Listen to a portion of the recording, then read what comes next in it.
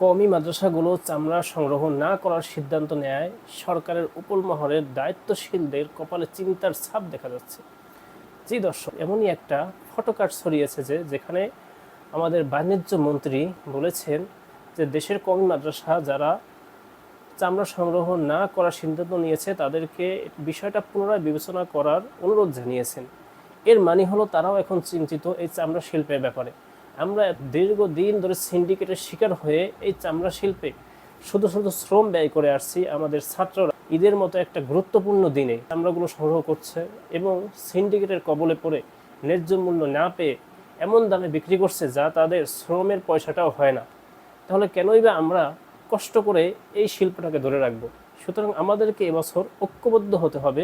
প্রতিটি মাদ্রাসায় মাদ্রাসায় এই একটি বছরের জন্য যেন সিদ্ধান্ত নেওয়া হয় যে এবছর কোনো মাদ্রাসায় চামড়া সংগ্রহ করবে না। এমন একটা সিদ্ধান্ত নেওয়া হলে ভবিষ্যতে অবশ্যই আমরা এর ন্যায্য মূল্য পাবো।